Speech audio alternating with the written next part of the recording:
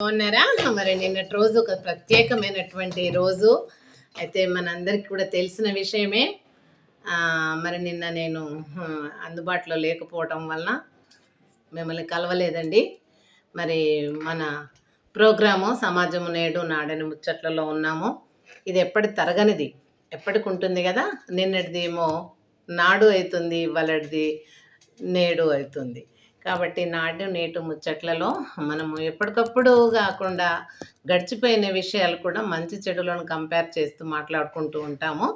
ముఖ్యంగా నిన్నటి రోజు మరి జాన్ 3 ఎవ్రీ ఇయర్ కూడా మహిళా టీచర్స్ డే అని పెట్టుకుంటారు.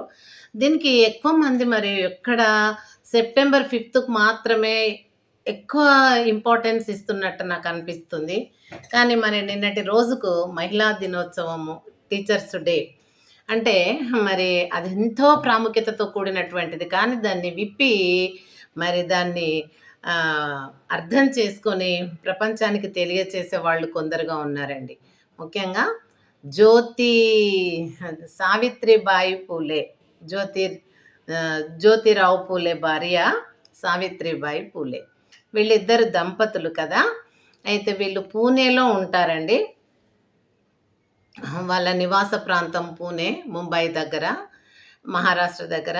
ఆ పూణేలో నివాసం ఉన్నప్పటికీ కూడా మరి అంతకుముందు ఎవ్వరు కూడా మహిళలు చదవడానికి వీల్లేదని, తర్వాత ఎవరు కూడా మరి టీచర్స్గా అంతకుముందుకు ఎవ్వరు లేరండి. కానీ సావిత్రిబాయి పూలే ఆమె ఒక కొత్త నూతన శకాన్ని తలపెట్టింది. అంత మంచి ఆలోచన.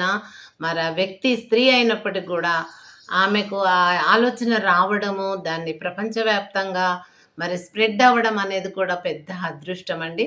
ఆమె మనలో లేకపోయినా నిన్నటి రోజున ఆమె జన్మించింది, మహిళలందరినీ కూడా చదివించటానికి ప్రోత్సహించింది. అంతేకాకుండా మరి మహిళలందరికీ కూడా ఆదర్శమైనటువంటి ఒక టీచర్గా, బోధకురాలుగా, మరి ఉపాధ్యాయురాలుగా ఆమె వెలసినదండి. ఒక దేవతలాగా వెలసినది. అట్టి దేవతను స్త్రీ మహిళా లోకం, స్త్రీలో అయినటువంటి ఉపాధ్యాయులు ఎవ్వరు కూడా మరుపు రానిదిగా ఈ నిన్నటి దినాన్ని మనం పరిగణించి ఆమెకు మరి ఎంతో ఘనంగా నివాళులు అర్పించాల్సినటువంటి అవసరం ఉంది. శ్రద్ధాంజలి కూడా ఘటించాలి.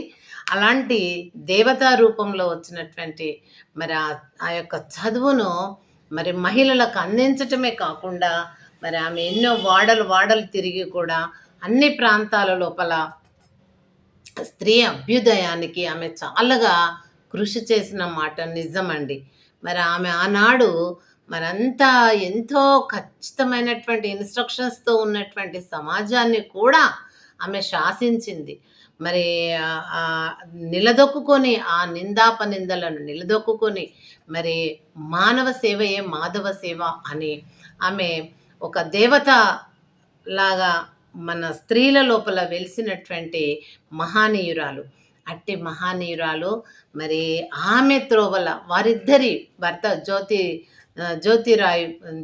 జ్యోతిరావు పూలే, ఆయన సావిత్రిబాయి పూలే భర్త. ఆమె మాట తను కూడా ఆలోచించి చాలా మంచి ఆలోచన వచ్చిందని చెప్పి ఆయన కూడా ఆ విషయంలో ఏకీభవించి భర్త భార్యలు ఒకటిగా మరి వీధి తిరిగి ఆ ఆడపిల్లలందరినీ చదివించటానికి పాఠశాలలు కట్టించి మరి వాళ్లే ఉపాధ్యాయులుగా బోధించి అటువంటి దారిలో మరి పంపింది. ఆ దారి వేసినటువంటి ఆ క్రమము, ఆ బాట, ఆ మార్గం అనేది ఎంతో మరి గొప్పదండి, వర్ణించలేము. అందుకని ఆమె వేసినటువంటి మరి ఆ బాటలో నడిచిన స్త్రీలందరూ ఈరోజు ఎందరో ఉపాధ్యాయులుగా అయ్యి మరి ఎంతోమంది స్త్రీ పురుషులకు ఆదర్శంగా మరి చదువులో నిలబడినటువంటి ఘనత అది మనకు కాదండి, స్త్రీ ఉపాధ్యాయులకు అందరికి కూడా ఆ ఘనత ఎవరికంటే సావిత్రిబాయి పూలేకే. మరి ఆమెకు సహకరించి ఆమెకు వెన్నంటుకొని ఉండి అన్ని విధాలుగా డే నైట్ సహకరించినటువంటి భర్త అయినటువంటి జ్యోతిరావు పూలే కూడా మనం ధన్యవాదాలు తెలియచేయాలండి. ఆమె మొట్టమొదట మన భారతదేశం లోపల మొదటి మహిళా ఉపాధ్యాయురాలు ఎవరు అంటే శ్రీమతి సావిత్రిబాయి పూలే గారు. ఆమె జ్యోతిరావు పూలే గారి యొక్క భార్య. చివరికి ఆమె ఎలా చనిపోయింది అంటే వృద్ధాప్యంతోనో అది కాదండి.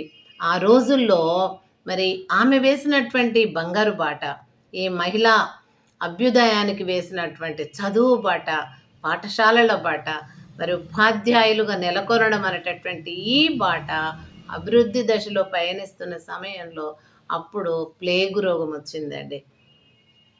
మీకు తెలుసు ప్లేగ్ అంటే ఎలుకల ద్వారా వస్తది. మరి ఈగల ద్వారా కలరా వచ్చినట్టుగా ఎలుకల ద్వారా ప్లేగు వస్తుంది. ఆ ప్లేగు రోగము అంటువ్యాధి. మరి ఆ రోజుల్లో మెడిసిను మరి అధిక సంఖ్యలో అందుబాటులో లేకపోవటం వలన ఆమె అంతా గూడా మరి మురికి వాడలల్లా, మరి లేబర్ వాడలల్లా, మరి మరి ఎంత బీదగున్నటువంటి ఆ యొక్క ప్రాంతాలల్లా భర్త భార్యలు సేవ చేస్తూ ఉన్న సమయంలో ప్లేగ్ రావడం చేత మరి ఎవరినన్నా అంటుకున్న, తాకుకున్న బ్యాక్టీరియా వెంటనే జంప్ అయ్యి, స్ప్రెడ్ అయ్యి చనిపోతారనమాట. అలాంటి స్థితిలో ఆమె ఆ గుడిసెలలకు వెళ్ళి గూడా చిన్న పిల్లలకు ప్లేగొస్తే ఆ పిల్లవాడిని పట్టుకొని, ఎత్తుకొని ఆమె అచ్చేసింది. తద్వారా ఆమెకు కూడా ప్లేగొచ్చేసి ఆమె చనిపోవడం జరిగింది.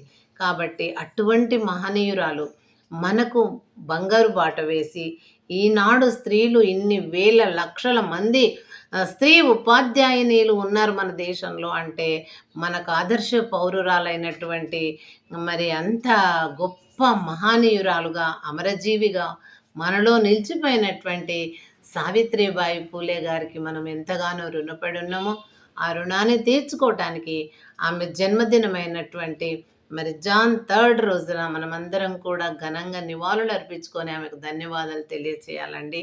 అదేవిధంగా మరి ఇటువంటి మరి కొత్త సంవత్సరంలో మనకు అడుగిడి మన పాతవన్నీ కూడా మంచి చెడులను వదిలిపెట్టి, మంచిని పట్టుకొని చెడును వదిలిపెట్టి, ఈ నూతన సంవత్సరము అనే ఈ గమ్యంలో మనము మరి మంచి పనులతోని మరి సమాజానికి ఉపయోగపడాలని కోరుకుంటూ సెలవు తీసుకుంటున్నానండి. Thank you.